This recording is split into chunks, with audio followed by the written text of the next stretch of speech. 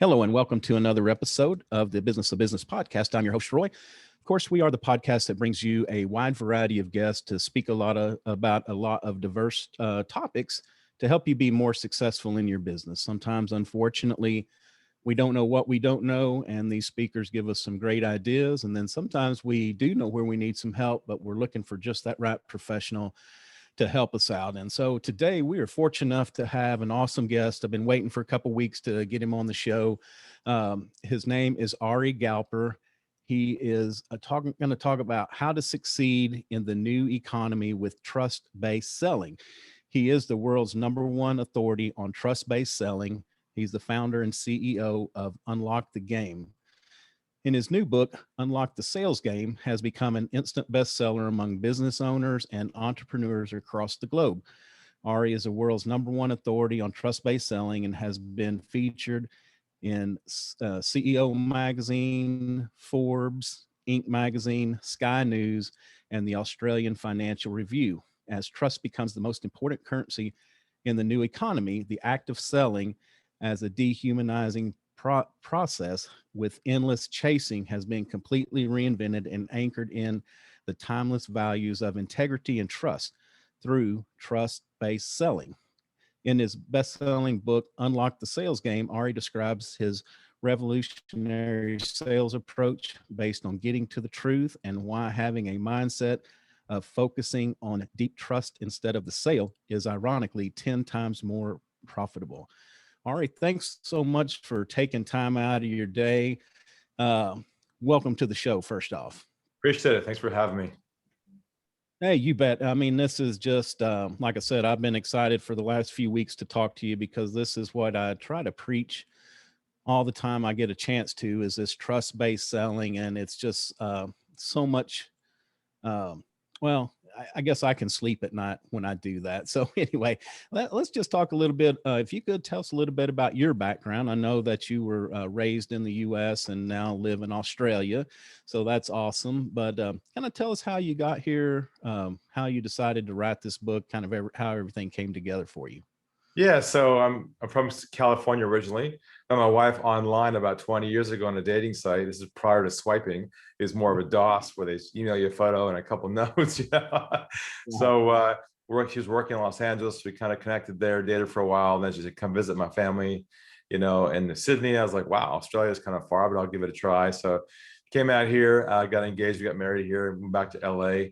And then we started my business there, Unlock the Game. And a gift came to our lives 6 months later. Our son Toby, who has Down syndrome, and he became an inspiration for us because I don't know if anybody has Down syndrome, but they're beautiful, beautiful people. They're just warm and loving and transparent. So I wrote a book about him called Lessons from Toby, and he became the inspiration behind my trust-based selling approach. And then we moved out here, and just where I launched the business. But prior to coming out here, and this is a story behind how I invented this concept.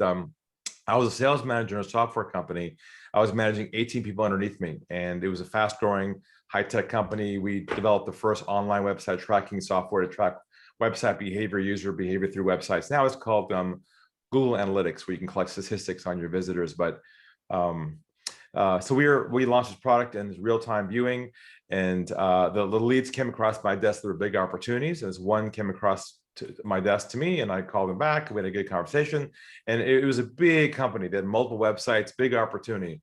And if I close this one sale, it would double the revenue in one opportunity. That's how big it was. So if it goes well at Christmas time, everyone gets that bonus, So they agreed to a conference call and a live demo. I'll never forget, 4:00 on a Friday afternoon, where I'm in the conference room with my CEO, and doors closed behind me. There's a big, long conference table in front of me. On the table is a speakerphone. The one with the 3 legs on it, the kind of corporate, like spaceship kind of speakerphone. So I remember those days. And I hit the dial tone, I dialed the number, and my guy picks it up, and we had a quick chat. And he's like, Ari, let me tell you who's on the phone with us today. And I was like, oh, great.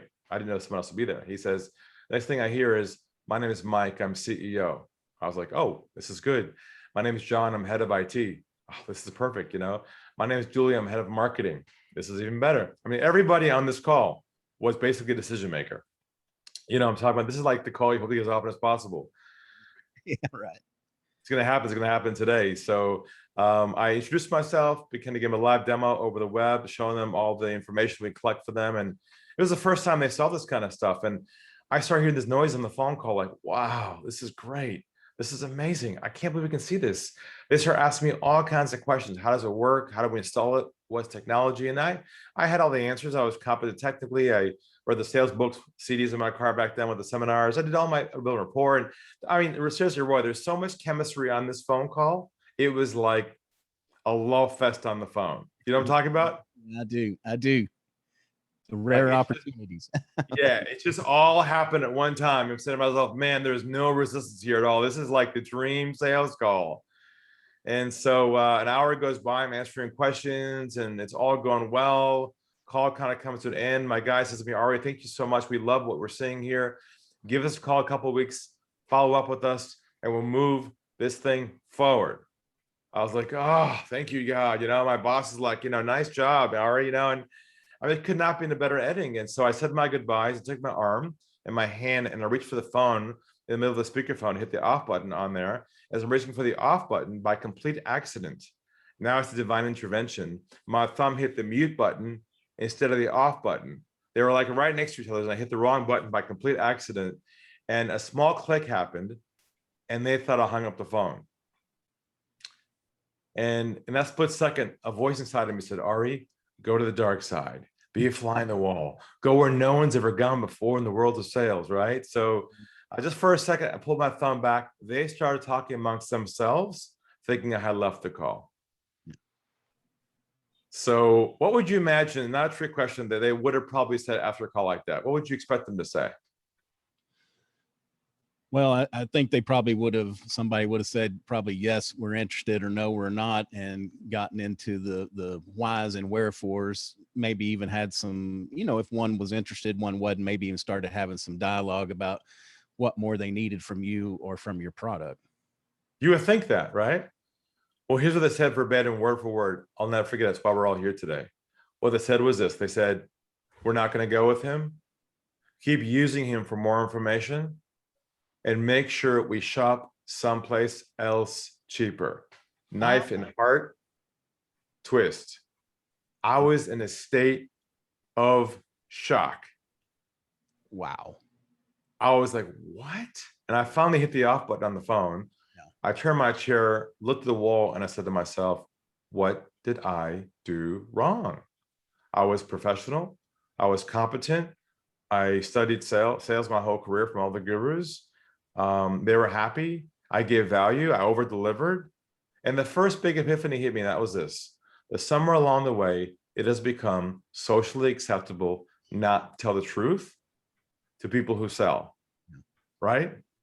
Right. Yeah, and as salespeople, you know, we take the bad end of that rap, and there are a lot of people that deserve it. Not saying that they don't, but I think, you know, I'm where you are, that I want to tell the truth and build that trust. But, you know, unfortunately, you know, there are customers out there, or prospects, we'll say, that, you know, basically do the same thing. Yeah, well, I'll tell you, what I realized was it has become socially acceptable not to tell the truth and to say things like, sounds good, I'm definitely interested, send me information, send me a proposal, without having any intention of buying at all. Yeah. And that's when I realized that there is an invisible river of pressure that flows underneath every process you have pre-sale with somebody, marketing on the phone. And if you don't remove the pressure from that process that's invisible, you'll always fight the battle. They won't feel comfortable telling you the truth. And you can't build trust with people. And that's when I invented my whole unlock the game concept, where the whole idea is a different mindset, where you're focusing now on truth and trust building, not the sale anymore. When you focus only on that with someone, they feel connected to you. It creates a sort of this bubble of vulnerability where they feel comfortable telling you where they stand. Now you get the truth, and now you see if it's a fit or not with them. And that's the whole shift we've created over 20 years now, with a revolution of thousands of people who've adopted our philosophy, doing really, really well, because they're not chasing ghosts anymore, and people who tell them what they want to hear, and they end up in the numbers game. So that's kind of the whole story behind the unlock the game process. Yeah, that is a huge story. I mean, in one respect, you're lucky you got to hear that, because, you know, again, as salespeople, a lot of time, you're on higher percent commission, we'll say. You may have a small salary, but it's dependent upon sales. So every hour that you are tied up talking to somebody that has no interest in you, that's just, a waste of your productive time.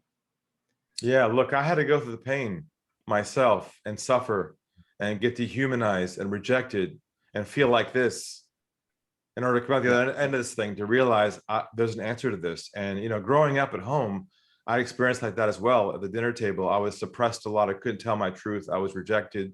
I had to keep everything inside myself many times, and I couldn't say my truth. And my whole mission has been not only to heal myself, but to help other people out there in sales and business who are literally playing a game they know is not true. They're holding back the truth, and they're being rejected by people. To me, it's a dysfunctional relationship in the sales process. And my mission is to basically heal all those people out there who've suffered through the old way of selling for so many years and want to get to a place of authenticity and be successful. Yeah. And that's awesome, because that's where I believe, well, like I said, I believe in that because I can go lay my head down at night and sleep well. And if you have a good product, a good service at a fair price, and you do what you say you're going to do, you can sell that. So, to me, there's no reason to play those games. It's just, let's put it all out there. But so where do you start? Or if I'm new in sales and I'm coming to you and I say, look, Ari, I want to use this process. Tell me how we start. How does that process start? Well, the first part of this model is to shift your mindset away from the sale and to focus only on the truth, if you can help them or not. And that starts with cleaning out the mental hard drive of what I call the old sales myths that are still wedged in the back of your subconscious, that are not freeing you to be in a different place with people. And one of those myths is, you probably heard of this one, it's sales is a numbers game. Heard that before? Yes. Yes. Yes. Yeah. I can hear it in my sleep most of the night. I'm sure, yeah, we all have those ghosts in the back of our heads still after all those years of gurus telling us this, but it's all about the more contacts you make, the more sales you're supposed to make. Don't give up. Get back in there. Get in the game. Keep calling. We discovered that's all BS. It's not how many contacts you make anymore. It's about how deep you go on each conversation with someone, how good you are at trust building, not how good you are burning through conversations. That's number one. Number two is a big one, that the idea of the sale is lost at the end of the process. I'm sure you've been there before, where you had a good opportunity, all green light, all boxes checked, look great, waiting for the contract to come through, and then boom, it just definitely comes through, disappears on you. You know what I'm talking about? Yes. Yes. Unfortunately. Yeah. Yeah. Yeah. You think that you've done, like you were saying in your story, you've done everything right. The people love you. They want to talk to you. And you spent this inordinary amount of time with them, getting them comfortable. And it's like, what could possibly go wrong except for they didn't sign the contract? Yep. Yep. We discovered in our research that the sale is not lost anymore at the end of the process. It's lost at the beginning. It's lost at hello. And I'll prove it to you right now in a fun way. If someone calls your office tomorrow morning and you hear, hi, my name is, I'm with, we are a, what goes through your mind in about 3 seconds? Yeah, I'm not interested. It's I'm over moving on. at hello, isn't it? Yes, it is. And I'll make the case today in this conversation that many of your listeners who are chasing ghosts are losing their opportunities, not at the end of their process. They're losing it way at the beginning.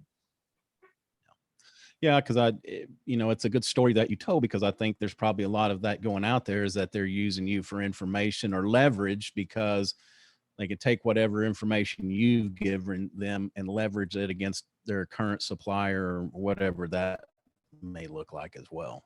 Yep. Yep. And the third one is the idea that rejection is part of the sales game. You got to take a no. You got to take a hit. If you're not tough enough, the old sales manager who said to you, hey, get back out there. Don't give up. Getting beat up is part of the game. That's the guys who got beat up the most and figure that's the way life is. Right. Well, we figured out that rejection actually is triggered by certain things you say and do subconsciously that cause the other person to push back on you and not tell you the truth, seducing you into thinking they're going to buy. Do you have some examples of what those may be? Absolutely. We're going to go through that now. And Yeah. I'm going to walk you through some of our core principles too, and also give all your listeners some real value here. I'm going to share with them some of my key, what I call trust-based languaging, phrases they can use to activate it real time in real scenarios, and throw the scripts out altogether, and use trust-based languaging that connects people authentically. So the first principle is the idea of what I call diffusing pressure. Your job is to always diffuse pressure in the sales process. Let me give you an example of this. Let's say you're having a first call with somebody over the phone, a first conversation. They're fully qualified, good opportunity. They're probably a buyer. The call kind of comes to an end. Normally, at the end of a call like that, we're trained in sales to do what typically? We're supposed to say things like what? Are you ready to buy yet? How can I get you a contract out there? Yeah, or how about we move things forward? A next step, a cup of coffee, and a demo. We always try. We're programmed to move people straight line to the yes at the end. That's where our brain's going, right? But what happens if you try and move somebody forward and they aren't ready yet at the beginning? What's broken right there with them? Yeah, the trust. Exactly. So same scenario, our mindset, our approach. Call is going well, good opportunity, could be qualified, all looking good, call comes to an end. Rather than saying, hey, how about we move forward to the end goal? What we say instead is this. We say, where do you think we should go from here? And I'll say it again. Where do you think we should go from here? Now, how does that change the dynamic of the conversation? Yeah, we put it on what do they need, not what do we need. We need a signed contract, but that's not what they may need at this point. So we're shifting the power to them. And usually when you say to somebody, where do you think we should go from here? They're usually in a state of shock. They can't believe somebody in a sales or business role would ask them what they want to do. That's unheard of, because they're so used to people taking down a linear process that they know the game, and their guard goes up, and now they don't tell you the truth. But when you say to somebody, where do you think we should go from here? What usually happens is they say things like, well, I've got one more question. Or, well, what about this? All of a sudden, the truth comes out at the beginning and not the end, saving you months and months and months of chasing ghosts and pretending you have a full pipeline and hoping to close somebody at the end of the process. So one of the triggers of rejection is languaging, the words that you use, the phrases that you use that are in the sales, old school sales speak, everyone hates so much. So the other element of the rejection that eliminate is the delivery. Now, what did you notice when I said, where do you think we should go from here? How's that different? Slow the conversation down, strategic pauses in the phrasing to and that's something else. We shouldn't be afraid of silence, and it's good to put those pauses in at key places. But when you slow things down, people engage with you. When you speed things up, create momentum, and move quickly, the momentum creates pressure and the wall goes up, and now you're getting further and further away from the truth. So your goal is to focus on the truth, not the sale. That's what doubles your sales, because that's what helps you figure out who's a fit and not a fit, so you're not chasing people who aren't interested. And so the languaging, the mindset, and the tonality is part of the ingredients that makes it so authentic and so real. Not a technique, but the truth to help people out. And that's really the core principle number one. Number two principle is the idea of what I call getting to the truth with people. And what that means is having them feel comfortable telling you up front where they stand. So you're not playing the game everybody hates, And so I'll tell you a story about this. Recently, someone called my office, and they got through. My whole team members got to me, unscheduled call. I pick up the phone and I hear, Mr. Galper. I said, yes. And he says, my name is John Johnson, changed the name, and I'm with XYZ company. And we're just now looking to bring somebody on board to train our sales team. We're looking at you and a couple other people. We'd like to know, first of all, why should we go with you? Why are you the best? And give me your best sales pitch. He says this to me. He's now putting what on me?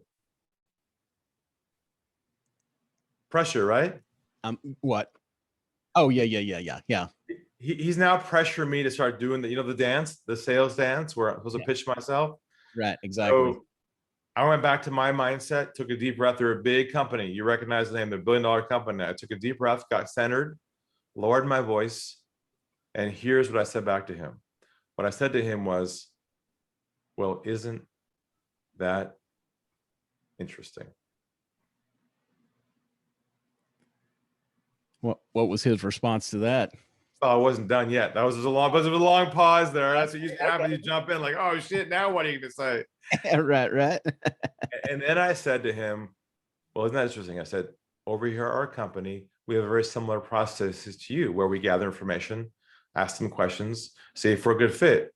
And if we're a good fit, then we decide where to go from there. And I said to him, would you be open to that? That's all I said to him. Next thing I hear on the phone, nothing, dead silence. And I felt this breath across the phone, like he breathed, let breath out. And I could tell he lowered his shoulders. He became human again. He let go of his armor around him that he takes to work. He became like a decent human being. And he says to me, he lowers his voice and he says to me, okay, what kind of questions do you have for me? Next thing I know, within 5 minutes, we're having a normal conversation, human to human, no more games anymore. And in the conversation, I discover 1, he has no budget.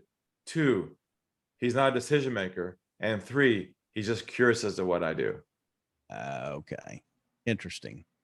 And off he went to my website for some more information. I hung up the phone. Now, what did my process just save me months of? Yeah, running around chasing somebody that, number one, if he's not the decision maker and he's got no budget, then there's not much at the end of that rainbow. That's right. I would have chased, followed up, done everything possible. Because there's this drug, it's in our bodies, and it's triggered with inbound calls like that. You know the drug is called? Adrenaline. It's called hopium. You know the hopium drug? When you get that inbound call, you're like, woo, baby. You're so excited. You got the hope takes over you. It's like, man, you tell your team, guess what? I got a call from there. You tell your husband and wife, guess what? We're going to go feature this year. This is the year I got the call. You're so excited. Right. Then you follow up and you get their voicemail. You're like, what? He's not there. Then you go to your computer and you write, hi, I'm just writing you to what? To follow up. Yeah. And I'm going to ask you and all your listeners right now to take a verbal oath with me to never again, post Ari, after hearing this podcast, to never again use the phrase I'm about to give you in your life ever again in business. And for those people on the call who've been in sales for a long time, this might hurt just a bit. Is that all right? Yeah, no, go ahead. I'm raising my hand. I'm taking the oath. I love it. You're a good Texan. So I'm going to ask everyone to never again use the phrase follow up ever again in their lives after today. I so agree. And I think, we had this conversation, a couple of weeks ago, is that to me, it drives me insane. No matter if I'm interested, if it's a good product, good price, good service, but I'm not there yet. And I get the email or the phone call. It's like the same script. Hey, this is Joe. We talked last week. I'm circling back or following up. Want to see if you're ready to buy yet. There's a few of those classic ones. There's touching base. Yes. There's one more classic one, follow up, touch base, got questions and checking in. These are all classic sales 101, 1980s techniques that we're used to doing. Right. And that's the problem. We're so conditioned to a yes or a no that we're on a track towards a way that people know a mile away, man, this guy is after me. He's a sales person, no matter how professional you are. And so I'll give you guys all right now, everyone listening, the replacement for that, because I've got a whole body of work around trust-based languaging tied to every single scenario you can ever imagine pre-sale. Okay. So what you do is you replace that phrase with this. I'm just giving you a call to see if you have any feedback on our previous conversation, any feedback on our last meeting, any feedback on our proposal. See, feedback's going backwards away from the sale, not follow-up, which is going forwards towards the sale. When you go the reverse direction, what happens is you remove the pressure, you take the momentum out of it, and all of a sudden they feel comfortable opening up to you and telling you where they stand. It's funny when you say to somebody, and you can try this for anybody listening, or I'm giving you a call to see any feedback on our previous conversation, they just start talking. They just start downloading. You go, oh my God, this guy was right. Years and years of sales. Now all of a sudden I'm getting people talking to me. Whoa, because we're so brainwashed. We're so conditioned, so programmed to behave and speak a certain way that people know a mile away, the minute they hear any tonality of voice or anything that sounds like that stereotype, it is over at hello. Yes. Yeah, and I think that, it's kind of the common thread, it seems, that's running through this so far, is that we have actually turned this around, and we're interested in you, Mr. Customer. What questions do you have? What can we do to move this forward? Not I'm the sales guy, I need the contract that's the end of the month, and I need to really get this deal inked today so I'll get my bigger bonus this month. Look, you can still be ambitious. You can still have your goals, but you can't transfer that from you to them. Right. Exactly. And that's what happens. We have no filter system, and we overstep our bounds even subtly. You'd be amazed at my clients who bring me their phone recordings of their calls, and they're nice people, but they jump into early in the conversation, start talking about their solutions. They don't diagnose deep enough. They don't have the right languaging. They go to a follow-up stage after call one. They go to call two, another follow-up stage, and they're just literally chasing ghosts. And they're wondering why their conversion rate's so low. And all they're trying to do is get more leads. And I'm like, stop getting more leads. Focus on the big hole in your bucket, which is conversion, and stop playing the game. And they go, they're literally, their head spin, go, oh my God, my whole career, I've always thought selling was about chasing opportunities. And it turns out that's the mistake everyone's making.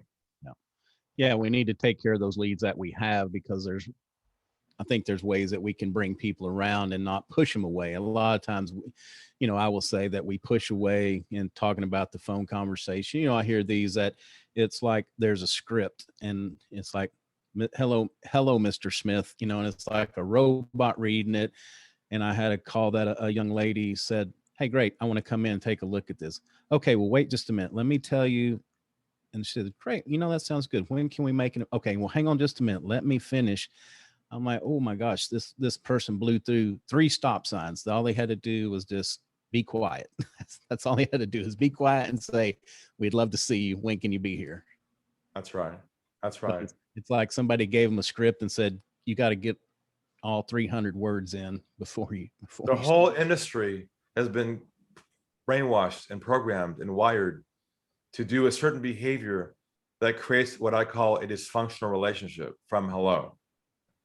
And this goes down to across all communication, what I call trust-based communication, to learn, because I believe in this economy now that trust is the new currency.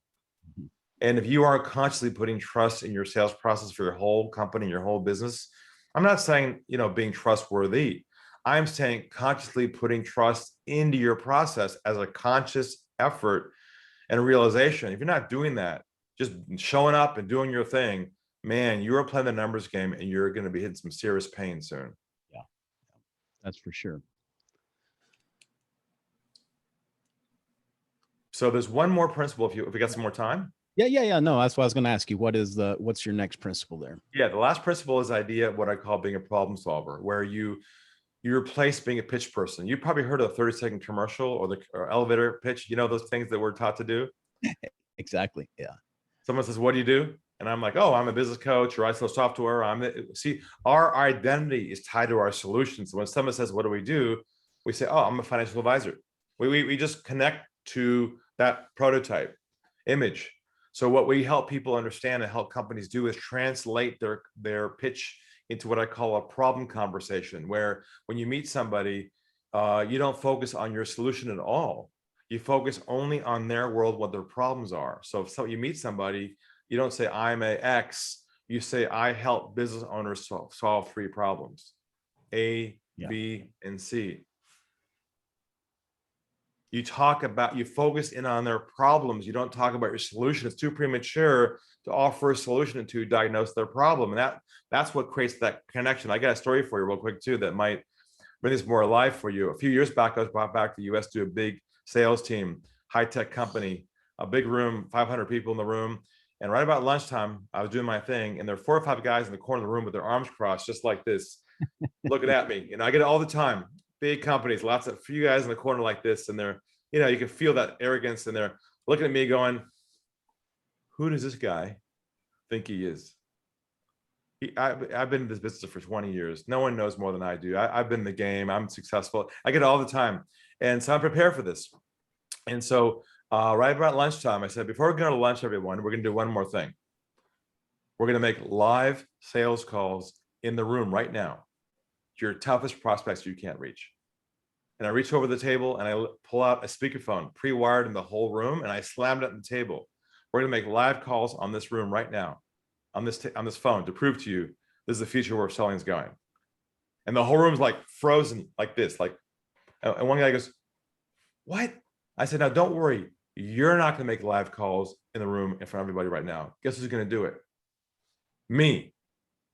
I'm going to call your toughest prospects you can't reach in front of you right now to prove to you this is a breakthrough that you're missing. One guy goes, you can't do that.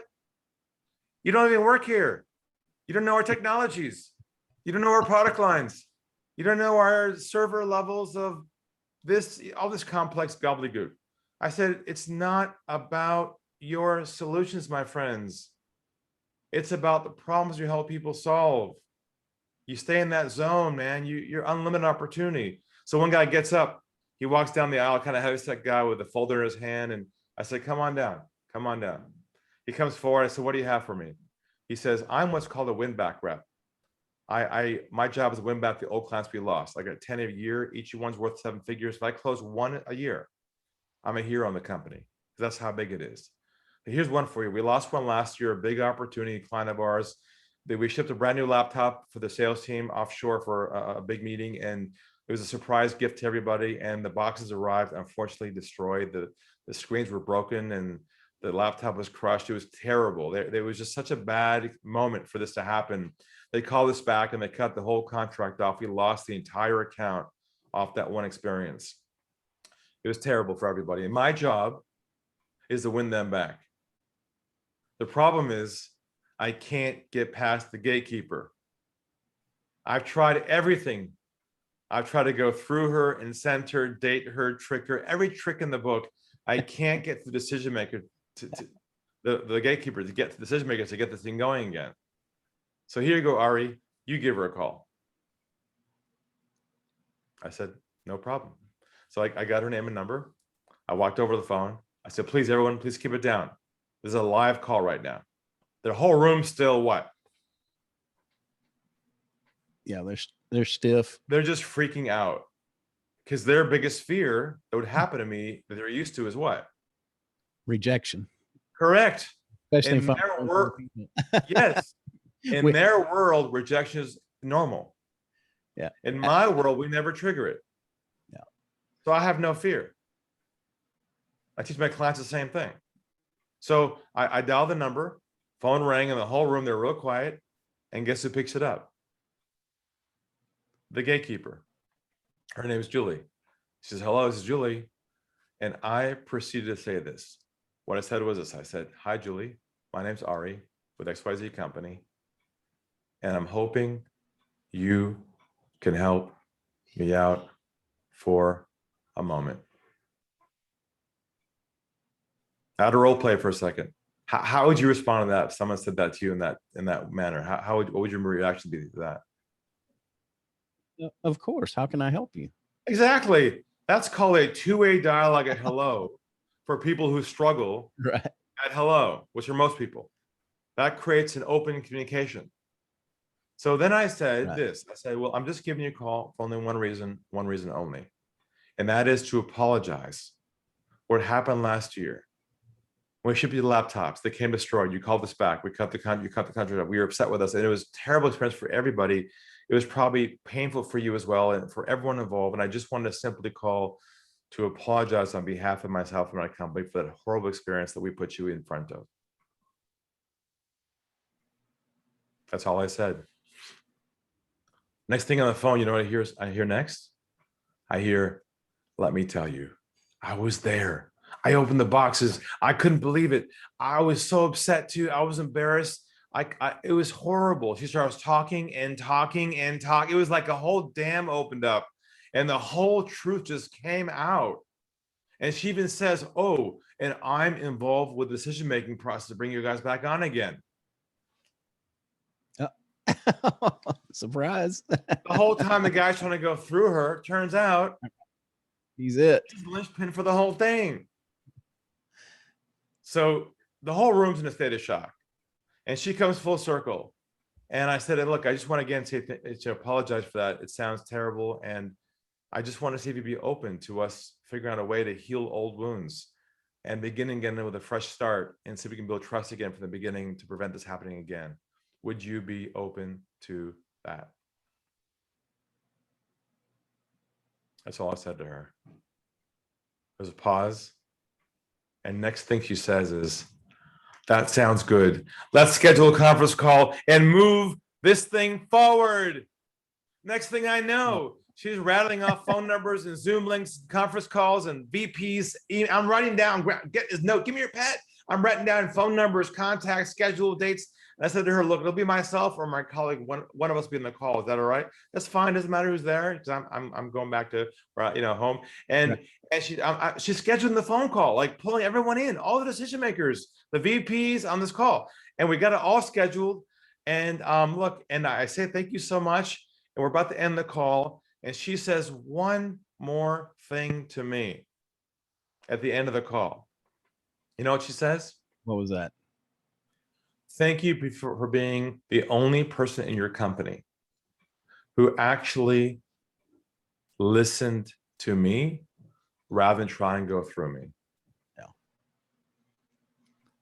What an amazing story. That's awesome.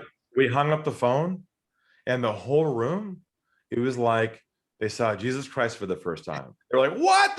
I was like doing the wave in the room like this, you know? They put me on their shoulders like a football. I was being carried around the room like a hero after a war or something. Their whole life, they took bullets, man. They expected rejection. It was tough. And all of a sudden I showed them on one example how to cut through all that noise they've been carrying their whole lives because they were taught to sell. And I said, stop selling. Start learning how to create trust with people. All right. And I'll throw this out to you and your listeners, and I'll kind of ask you guys a black belt question here, a little higher level. Okay. Normally, I don't give black belt questions that you're really with me for a while. But what do you suppose my goal was in my mind before I picked up the phone to call her? What do you think my goal was in my thinking before I dialed the number with her? Any guesses? Yeah, you just wanted to either get through to the decision maker or get their phone number or get a contact where you could reach out directly to them. Yeah, so that's what you'd probably expect it to be. But let me tell you what my mental goal was, and this is a bit higher level. But my goal was that I had no goal. I had no objective. I had no next steps. Because if I did, then I wouldn't be 100% present with her to connect to her in her world so she can feel that I care for her. And by being present, by connecting to her, by her feeling I truly cared about what happened without a next step, is what pure trust building is all about. It's a rare skill that most business people and salespeople can't get because they're so programmed and conditioned to go start selling in this way that everyone knows a mile away is a foreign language. Like the game is over, guys. 1980s and 90s to 2021. Everyone knows the whole pitch it's over. The goal, if you want to suffer play that game, I wish you the best. And I'll tell you, I get a lot of refugees, I call them, who come from other sales gurus who say, man, Where you been, Ari, for the last 10 years of my career? I've thought that suffering through this is normal. I thought it's part of the game. And I've got my little clinic that I call it, where I help people detox and get them out of that process and back into themselves again. And they use this, by the way, people take this concept and use it in their personal life too. I've saved marriages. I'm not kidding. Some guy calls recently and said, "Hey, Ari, you saved my marriage." I'm like, "What?" My wife and I are about to get divorced. I heard your podcast. I got your programs. I studied everything you're doing. And I realized the problem was me. I was putting my agenda before hers. I wasn't listening. I wasn't connecting. I was on the next step. And I finally broke through that. We are back together again. And I learned how to build trust in my life. Thank you. You saved my life. That's my mission, is to help people detox from that poor communication they've been brought up with, from everyone they've been taught, and to reset, upgrade, and come up to the modern day. Because right now, trust is a new currency. And if your business is still playing that old game, and I was able to quantify all the losses you're doing right now, if I can see your conversion numbers and look at the numbers, how low they are, and identify how much you're losing, trust me, there'd be so much value in that pot of pie right there that I'll lead further. You would go to sick your stomach to quantify the losses going on until you fix this once and for all. So that's really what I'm all about. And I appreciate you giving me a place to give my sermon. You bet. No, that's great. I love hearing it. And it's a great mindset, talking about making people feel better and not, it just made me think about when I was a young salesman. I had a sales manager, and when the guys would fall out of the bullpen at the end of the day, if you were smiling and happy, you'd be like, well, obviously you didn't make enough calls today. I mean, like, you didn't get beat up enough. You need to make some more calls. Do you feel bad to walk out of here? It's just such a different philosophy that it's really uplifting, though. I like that. And it's better for the consumer, our prospect as well. Look, dehumanizing people is just wrong. And exactly. I'm on a mission to make it right. Good. Well, Ari, we certainly do appreciate you being with us. So tell me a couple things first before we go. What is something that you use in your day to add value? Could be a habit, could be a tool, it could be professional or personal, but just what's something that you feel adds a lot of value to your day? I've tuned my ear to stop hearing. Hearing's passive, and do listening instead.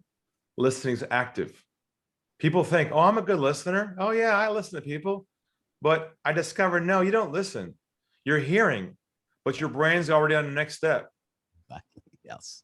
When you close that gap, which we do in our training and teachings, people feel you're present with them. Money just rolls your direction. I mean, it's like a dam. Yeah. And I had somebody luckily years ago that taught me that. It was that teaching you the active listening, because when you're hearing, I'm not hearing really, actually. I'm thinking about, I wish Ari would quit talking for a minute, because I've got something to counter that, or I've got something to say, what he just said. And I just missed the whole last part of, what you were saying. That's probably key information that I really needed. Yeah. Yep. It can be transformative. So y'all give it a try. Ari, again, I appreciate you taking time out of your day to be with us. So if you wouldn't mind, tell us, what kind of companies, what kind of people do you work with? What can you do for them? And then, of course, how can they reach out and get a hold of you? Well, look, I work a lot with entrepreneurs, business owners, sales teams who are not happy with their conversion rate. They aren't happy with the leads that are coming through that they're able to convert to a new sale. I have a new book I'm working on, which we need another podcast on soon, coming out, called The One Call Sale. How to onboard somebody in one conversation, how to compress your sales cycle from 10 steps to 1 step. That's revolutionary. How to go from a 5% conversion rate to a 75% conversion rate. How to grow your business without any more marketing dollars being spent. This is the pot of gold most business owners don't understand how to dig up. So I do a lot of consulting around that. We do have a program called the One Call Sale, and we do have a free overview as well. If you want to just have your listeners just go to www.unlockthegame.com. Just get in there and put your details through. If this resonates with you, do a beeline to us as fast as possible. Reach out, access our courses, log in, reach out to me, whatever you need. We're here to help, because we view ourselves as, people helping refugees who are stuck on an island. They can't get off of their thinking. And once you hop over to our island, man, it's paradise. I'll tell you, it's a great life. All right. That sounds awesome. Now, can they find your podcast at that website as well? Everything's there, unlockthegame.com. Yeah. Y'all go over and see Ari. I know he can help you. It's been awesome. It's been such a great time speaking with you today. We appreciate you taking time again to come see us, and hopefully we'll speak again very soon. Thank you so much. Appreciate it. Hey, you bet. That's going to do it for another episode of the Business of Business podcast. You can find us, of course, at www.thebusinessofbusinesspodcast.com. We're on all the major social media networks. When this episode goes live, of course, there will be a video version put up on YouTube as well. You can find us at all the major platforms: iTunes, Stitcher, Google, Spotify. If we're not on one that you listen to regularly, please reach out. I'll be glad to get us added to that one. Until next time, I want y'all to take care of yourself and take care of your business.